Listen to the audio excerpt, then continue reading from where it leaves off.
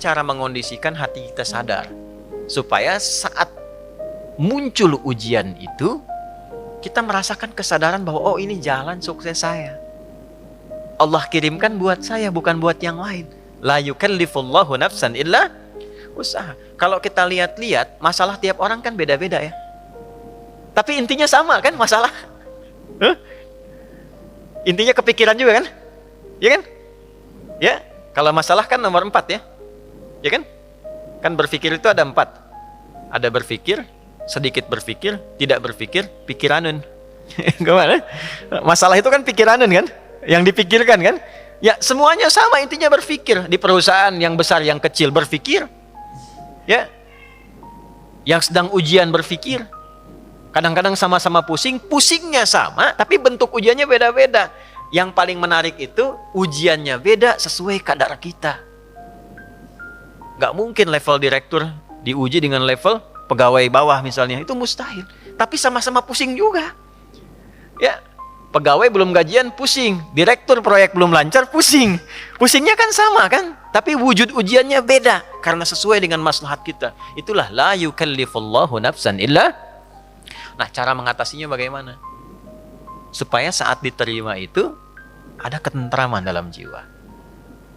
Dan ketentraman itu melahirkan kesadaran, oh, ini kan yang saya minta.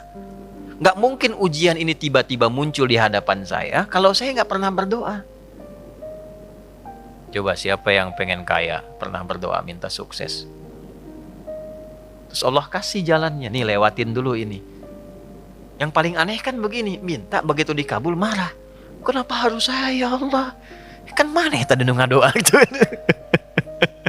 Kan kamu yang minta tadi, kenapa ketika dikasih bilang kenapa harus saya ya Allah? Ini kan aneh sebetulnya. Ya? Jelas ya? Nah, supaya menghadirkan suasana itu, solusinya apa? Itulah hadiah Isra Mi'raj. Makanya perjalanan Nabi sebelum Isra Mi'raj itu melalui persoalan-persoalan dulu. Supaya sadar hidup itu nggak ada yang lurus terus. Tidak ada yang nyaman terus. Ya, Nabi itu sebelum Isra Mi'raj itu apa peristiwanya? Diganggu di Mekah. Lalu berharap di Taif itu ada pelindung. Karena Taif itu, maaf, secara landscape itu apa ya? Gambaran kotanya itu lebih maju, ekonominya lebih maju, supaya diharapkan orangnya lebih berpendidikan. Jadi begitu datang ke situ disambutnya baik. Ternyata alih-alih baik, nyampe ke Taif, kalau di Mekah dilempar dengan kata-kata, dituduh, dicaci, dimaki. Ke Taif dilempar dengan batu. Nabi terluka, anak angkat beliau terluka juga Zaid. Istirahat, datang malaikat 2 turun. Ya Muhammad ya Rasulullah, kama qala, ya Rasulullah, mud yadaika ila sama, angkat tanganmu minta kepada Allah supaya kami ini diperkenankan mengangkat 2 bukit untuk menghimpit orang-orang yang telah melukaimu ini. Apa jawab Nabi? Perhatikan kalimatnya. La fa innahum qaumun la ya'lamun. Mohon jangan lakukan, karena mereka melakukan itu kepadaku karena belum tahu saja tentang aku. Bukan karena benci. Karena belum tahu. Kalau orang belum tahu dia apakan? Diberitahu, bukan dimarahi. Bukan dicaci. Jadi boleh jadi ada yang mencela itu karena belum tahu. Nah, kalau kita tidak merasa harus dicela, ya, dan tidak merasa celaan itu ada pada diri kita, kenapa mesti marah? Jelas ya? Maka apa yang terjadi? Perhatikan doanya. Aw kama qala ilahi ila man taqiluni a ila qaribin yu'dhini am ila ba'idin yu'limuni fa ana radin ma lam taghdab alayya wala haula wala quwwata illa billah. Ya Allah, setelah aku bertugas di sini dan dilempari oleh orang-orang di sini, kemana lagi engkau akan perjalankan aku setelah ini? Apakah tempatnya masih dekat dan aku akan dilempari lagi? Ataukah tempatnya jauh dari sini dan aku akan disakiti lagi?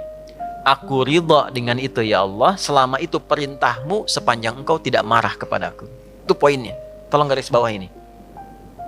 Sepanjang engkau tidak marah kepadaku, apapun yang kau perintahkan aku kerjakan. Apakah tempatnya masih dekat atau jauh dan aku akan disakiti lagi? Dari situlah turun undangan Isra dan Mi'raj. Ternyata bukan cuma di bumi, diperjalankan langsung sampai dengan ke langit. Subhanalladzi asra bi'abdihi lailam minal masjidil haram ilal masjidil aqsa alladzi barakna haulah linuriyahu min ayatina innahu huwas samiul basir. Turunlah peristiwa Isra Mi'raj. Undangan itu turun. Asalnya dari situ. Jadi ketika kita itu sadar bahwa semua apa yang kita alami ini ujian dari Allah untuk membantu kita meningkatkan kualitas hidup, mengabulkan doa kita, disitulah anugerah akan turun. Tapi kalau kita banyak mengeluh, capek. Ya, ini saya kasih gambaran gini. Ibu tahu cacing nggak? Cacing tahu ya? Mas tahu cacing ya? Pak, cacing itu kalau saya punya wajan tuh buat gorengan, panasin. Cacingnya dikesituin tuh. Ya. Kalau belum panas kan dia diam ya. Kalau udah dipanasin dia ngapain? Rungkel-rungkel tuh. Orang Banten rungkel-rungkel. Ya. Ngapain cacingnya? Hah? Gerak-gerak gitu kan? Gede. Kenapa? Kenapa? Panas. Bukan. Bukan karena kepanasan. Karena cacing tidak bisa mengeluh. Aduh, panas. Aduh. Enggak. Dia bergerak mencari solusi.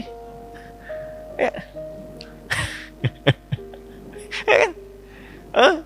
Pernah nggak dengar cacing? Aduh, nggak pernah kan? Kenapa harus saya? Kenapa? Nggak pernah begitu. Kejamnya, nggak pernah. Ya. Yang dicari solusi. Nah, cacing dihisap tidak? Tidak. Kita dihisap tidak? Cacing tidak dihisap, tapi menjadi umpan untuk makanan kita. Kita yang sering ngumpanin cacing, tapi nggak belajar dari cacing tuh. Kenapa harus selalu ada keluhan?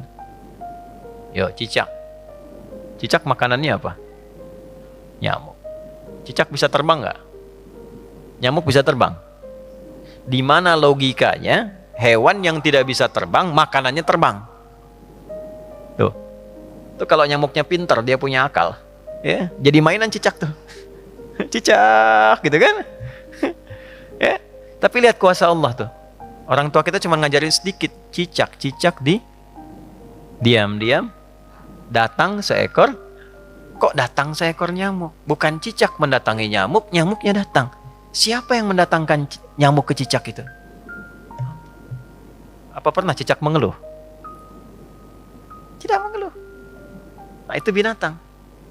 Nah, yang mau saya katakan, mengembalikan suasana itu, Nabi sudah mengajarkan dari peristiwa Isra Mi'raj. Tidak ada orang bebas dari ujian.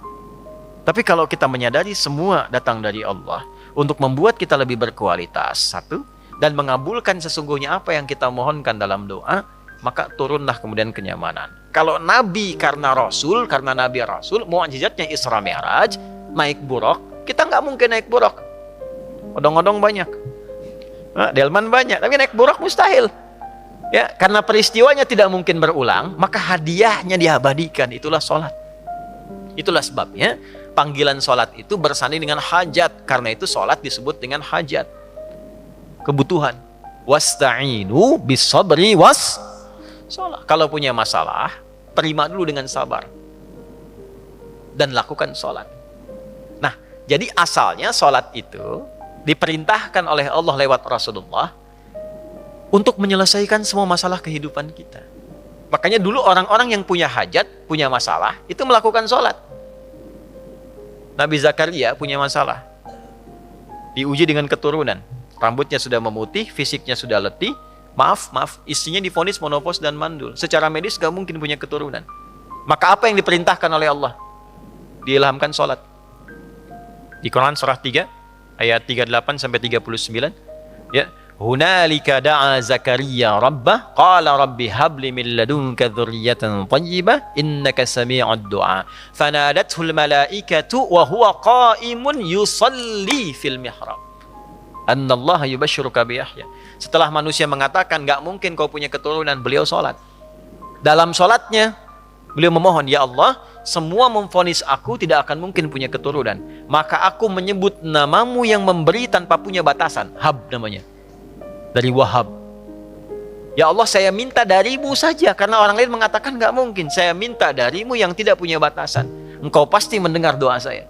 Kalau yang pada maha mendengar juga tidak terkabulkan, kepada siapa lagi saya mesti meminta? Maka langsung turun jawaban, padahal beliau itu masih berdiri dalam sholatnya, belum selesai sholatnya. Fanadathul malaikatu, turun malaikat, wa huwa qa'imun yusalli fil mihrab. sedangkan beliau masih berdiri dalam sholatnya. Turunlah berita, disampaikan akan punya anak, namanya langsung dari Allah, Yahya. Nabi Musa sholat. Musa itu sholat. Quran surah 20, Taha ayat 14. Innani anallahu la ilaha illa ana fa'budni wa aqimis salata li dzikri.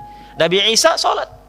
Quran surah 19 ayat 31 sampai 33. Wa awsani bis shalah. Allah memerintahkan padaku untuk sholat. Nabi Ismail sholat. Quran surah 19 ayat 55. Wa kana ya'muru ahlahu bis shalah. Bahkan Nabi Ismail itu meminta semua keluarganya jangan tinggal sholat, jangan tinggal sholat. Itulah sebabnya kenapa sholat itu menjadi yang paling pokok dalam hidup dan tidak ada alternatifnya sampai meninggal. Kenapa? Karena Allah menginginkan semua masalah kita selesai, tuntas. Saat sholat kita minta, rukuk, sujud, selesai masalahnya. Zakat itu wajib kalau ada kewajibannya berlaku. Sampai nisabnya, keluar zakatnya. Tapi kalau belum sampai batasnya, nggak ada kewajiban zakat. Puasa itu wajibnya kapan? Ramadan. Kalau tidak Ramadan, tidak wajib, kecuali nazar. Ya. Dan saat Ramadan pun kalau nggak mampu, masih bisa diganti. Kalau tidak qadha, fidyah. Haji wajib nggak? Kapan? Bagi yang mampu. Tapi sholat, semua berlaku, berdiri. Nggak bisa berdiri, nggak mampu, duduk. Waqu'uda. Nggak bisa duduk, berbaring. Nggak mampu berbaring, isyarat. Nggak mampu isyarat, berkedip. Dengan kedipan selama masih sadar. Nggak mampu berkedip, disolatkan. Kan sudah selesai. Ya. Ya, sampai titik akhir tuh. Ya, sampai titik. Kenapa? Karena Allah tidak menginginkan semua hambanya siapapun punya masalah yang tidak selesai. Duduk punya masalah, selesai. Berbaring punya masalah, selesai. Itu masalahnya. Dan tidak ada orang hidup yang tidak punya masalah. Ini subuh kan baru berapa menit tadi kita lewat? 30 menitan. Ada nggak yang nggak punya masalah sekarang? Nggak ada. Nanti subuh ke zuhur pasti punya masalah lagi. Kalau sholatnya benar, selesai. Itulah asalnya.